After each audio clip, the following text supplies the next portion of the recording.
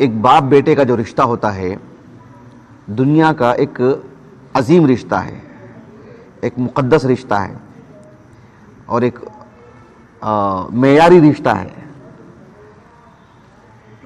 لیکن اس رشتے کو ذخیرہ آخرت بنانا یہ اللہ رب العالمین کی طرف سے ایک عظیم توفیق ہے۔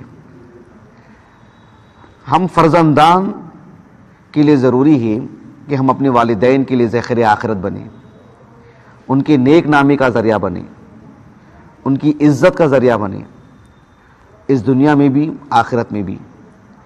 اللہ سبحانہ و تعالیٰ کے ہاں ہمارے ماں باپ کو بڑا مقام دیا جائے، اس کا ہم ایک سبب بن سکیں، اس کی ہمیں اللہ سے توفیق مانگنی ہے، اس کی کوشش کرنی ہے۔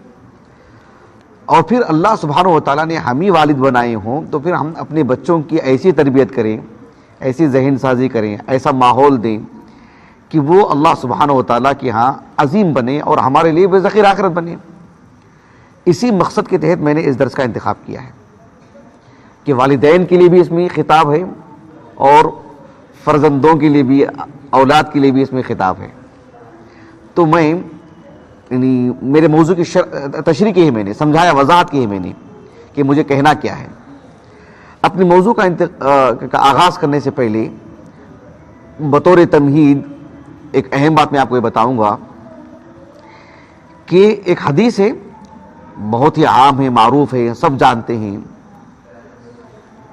سنن ابی داؤد کی کتاب العلم اور سنن ترمذی کی ابواب العلم میں حدیث ہے، حدیث سندن صحیح ہے۔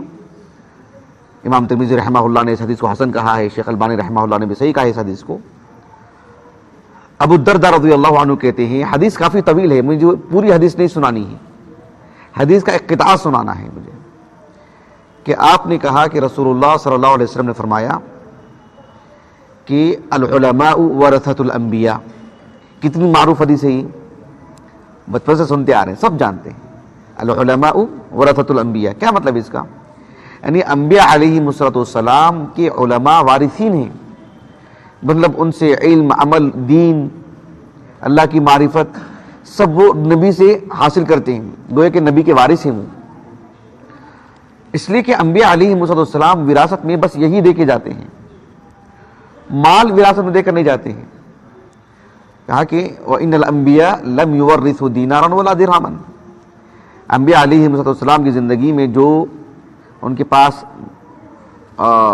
معیشت کے لیے، زندگی کے گزران کے لیے جو کچھ رہتا ہے وہ بس بقدر کفاف، زندگی کا گزران آسانی سے نکل جائے اتنا ہی ان کے پاس رہتا ہے، پھر بھی کچھ بقایا ہو تو وہ بیت المال میں چلا جاتا ہے، ان کے وارثین میں منتقل نہیں ہوتا ہے۔ اللہ کے رسول نے کہا صلی اللہ علیہ وسلم کہ وَإِنَّمَا وَرَّثُوا الْعِلْمَ، انبیاء علیہم السلام وراثت میں تو علم ہی دے کر جاتے ہیں۔ تو یہاں میں یہ حدیث اس لیے سنا رہا ہوں کہ اہل علم کہتے ہیں کہ ایک باپ کو اس بات کی کوشش کرنا چاہیے کہ بچوں کو جہاں وراثت میں وہ ایک دنیا دے کر جاتے ہیں، اس کی زیادہ کوشش کرنا چاہیے کہ بچوں کو دین وراثت میں دے کے جائیں، علم وراثت میں دے کے جائیں۔ اس سے بہترین وراثت میں دی جانے والی کوئی چیز نہیں ہے کہ وہ علم دے کر کے جا رہے ہیں۔ مال کل بھی مل جائے گا لیکن دین اور علم۔ اسی لیے ایک لطیف بات کہی ہے ابو جعفر الطحاوی رحمہ اللہ نے، امام طحاوی رحمہ اللہ معروف، ان کی کتاب ہے شرح مشکل الاثار، میں لے کر نہیں آیا، میں اس کی تیسری جلد میں ہے، بالکل آغاز میں میرے انداز سے صفحہ نمبر 12 وغیرہ، تو لانا بھول گیا میں، اب لوگ درس کے بعد دیکھ لیجئے۔ اس میں آپ نے یعنی وہ مشکل الاثار ہے، وہ مطلب یہ کہ احادیث میں دو حدیثیں ہوں کسی موضوع سے متعلق اور دونوں سندن صحیح ہوں تو تضاد ہو سکتا ہے کیا؟ نہیں ہو سکتا ہے، لیکن دونوں میں توافق اور تطابق کی صورت کیا ہوگی؟ الجمع کی کیا صورت ہوگی؟ اور بھی کیا صورتیں ہو سکتی ہیں دونوں حدیثوں پر عمل کرنے کے لیے، یا جو ہے مطلب پھر وہ جو صورتیں ہیں ناسخ منسوخ کی جو مطلب یعنی ترجیحات کا جو پہلو ہے اس کو آپ جگہ جگہ بیان کرتے ہیں۔ تو اللہ کے رسول علیہ السلام کے پاس وراثت جو تھی، جو مال تھا، کیا آپ نے کسی کو دیا یا آپ نے کسی سے وراثت آپ نے لی؟ اس طرح کی جو روایات ہیں یا آپ کی وہ احادیث جس میں بات ہے کہ انبیاء علیہ السلام وراثت میں صرف علم دیتے ہیں، دین دیتے ہیں، ان دونوں حدیثوں میں ایک طرح کی تطبیق آپ نے پیش کی ہے. اس ضمن میں آپ نے ایک بات کہی کہ اللہ رب العالمین نے سورۃ النمل میں بیان فرمایا وَوَرِثَ سُلَيْمَانُ داود، وَوَرِثَ سُلَيْمَانُ داود ایک ہی آیت کریمہ ہے، اور وہ ایک آیت کریمہ ہے جو سورۃ الانبیاء کی ہے، جس میں اللہ رب العالمین نے فرمایا وَلَقَدْ آتَيْنَا دَاوُودَ وَسُلَيْمَانَ عِلْمًا، نہیں یعنی فَفَهَّمْنَاهَا سُلَيْمَانَ، وہ جو آیت کریمہ ہے سورۃ الانبیاء کی وَكُلًّا آتَيْنَا حُكْمًا وَعِلْمًا، تو یہ جو آیت کریمہ ہے فَفَهَّمْنَا سُلَيْمَانَ والی جو آیت ہے، تو ان دونوں آیتوں کو رکھ کر کے آپ نے کہا کہ اللہ سبحانہ و تعالیٰ نے داؤد علیہ السلام کی زندگی ہی میں یہ بات کہہ دی کہ وَوَرِثَ سُلَيْمَانُ داؤد، سلیمان نے داؤد علیہ السلام کے وارث بن گئے.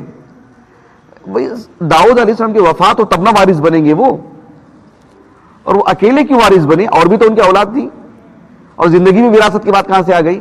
تو کہا کہ یہاں جس وراثت کی بات ہو رہی ہے وہ ہے العلم والحکمہ، العلم والحکمہ، یہ بات آپ نے کہی.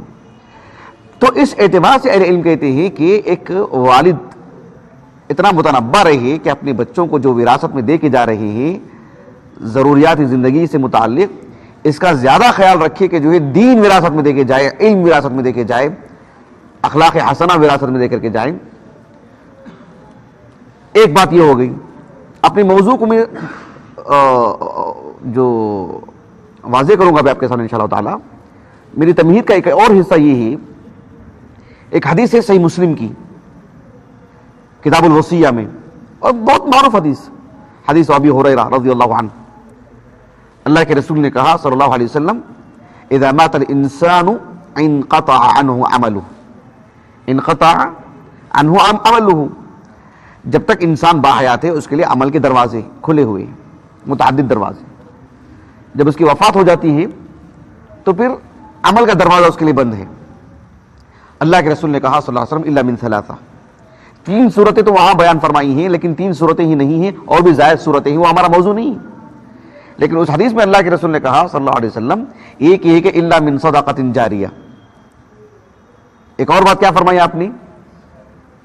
علم ينتفع به، اس نے علم چھوڑ کے گیا ہو، اس کی پڑھنے پڑھانے والے ہوں تو پھر اللہ سبحانہ و تعالیٰ اس کو نفع پہنچاتے رہیں گے. او ولد صالح يدعو به، یا نیک اولاد ہو جو اس کے لیے دعا کرتے رہے. ہمارے موضوع سے متعلق جو بات ہے وہ یہ کہ بیشتر اصحاب علم نے جگہ جگہ اس بات کو کہا ہے، تحریروں میں، دروس میں، سب سننے کو ملتی ہے بات یہ کہ ایک شخص علم کا ایک بیشتر حصہ چھوڑ کر کے گیا ہو اور مرنے کے بعد بھی اس کے لیے اجر کا سلسلہ برابر جاری ہے نا، جاری نہیں جاری ہے. لیکن اگر کسی جو اپنی اولاد کو چھوڑ کر گئے ہوں کوئی والد، اور ان کی اولاد صاحب علم بھی ہو اور وہ علم انہوں نے اپنے والد ہی سے لیا ہو، تو پھر کتنی خیر کی بات ہوگی. ایک عالم دین ہے مثلا خطیب بغدادی کو لے لیجیے رحمہ اللہ، ان کی کوئی اولاد نہیں ہے لیکن ان کے علم سے کتنی امت فائدہ اٹھا رہی ہے، اور علم ينتفع به. اگر مان لیجئے کہ ان کی اولاد ہوتی، مطلب 7-8 بچے ہوتے، جیسے کسی عالم دین کے ہوتے ہیں 5 بچے ہوتے ہیں، 5 بچوں کو انہوں نے عالم دین بنا دیا ہو، اور وہ ان کی اولاد بھی ہیں، اور ولد صالح يدعو له، وہ بھی ہے، دعا بھی کر رہے ہیں، اور ان کے علم کو پہنچا بھی رہے ہیں، کہ دگنی بات ہو گئی نا، یہ فائدہ ہی فائدہ ہے. ایسے ہماری 1400 سالہ تاریخ میں ایسے آپ کو بیشتر گھر مل جائیں گے، سینکڑوں گھر مل جائیں گے جس میں ایسے ماں باپ آپ کو ملتے ہیں. سبحان اللہ، باپ بھی عظیم عالم دین، بیٹے بھی عظیم عالم دین. عمر کو لے لیجئے، ان کے فرزند عبداللہ بن عمر کو لے لیجئے، دونوں صحابہ میں، علماء صحابہ میں شمار ہوتی ہیں، مفتیان صحابہ میں شمار ہوتے ہیں، جلیل القدر علماء دین میں شمار ہوتے ہیں. عمر بھی، عبداللہ بن عمر بھی رضی اللہ عنہما. امام ابو داؤد السجستانی کو لے لیجئے، ان کے فرزند ہیں ابو بکر، ان کے جو فرزند ہیں، ان کی کتاب المصاحف ہمارے پاس. اب ابو حاتم الرازی رحمہ اللہ کو لے لیجئے، جلیل القدر عالم دین، ان کے فرزند عبد الرحمن ابن ابی حاتم الرازی، کتنی عظیم شخصیت ہیں. حافظ عراقی کو لے لیجئے آپ، عبد الرحیم العراقی کو، ان کے فرزند ابو زرع العراقی. دونوں فرزند اور والد دونوں لائق، دونوں عظیم المرتبت، دونوں بڑے علماء میں شمار ہوتے ہیں. ایسی ایک بڑی فہرست آپ کو مل جائے گی. آپ حافظ ابن مندہ کو لے لیجئے, ان کے اعلی اولاد ابو القاسم ابو عمرو ہیں اور یحییٰ ہیں رحمہم اللہ اجمعین. باپ بھی عظیم عالم دین, فرزندان بھی عظیم عالم دین. امام احمد بن حنبل عظیم عالم دین, ان کے فرزند ایک عظیم عالم دین, عبداللہ ہوں یا صالح ہوں. بات واضح ہو رہی ہے آپ کو؟ شاہ ولی محدث دہلوی رحمہ اللہ کو لے لیجیے. ایسی ہم ایک دو مثالیں کیا دیں آپ کو پوری 1400 سالہ تاریخ میں, ایسی ایک بڑی مقدار ہے. سینکڑوں علماء ہیں ایسے جو خود بڑے علماء ہیں, ان کے فرزندان بھی بڑے علماء ہیں. تو یہ ایک بہت بڑی بات ہوتی ہے. اس تناظر میں آپ اس کو سمجھنے کی کوشش کریں. جب میں آپ کو بتا رہا ہوں کہ عمر اور عبداللہ بن عمر رضی اللہ عنہما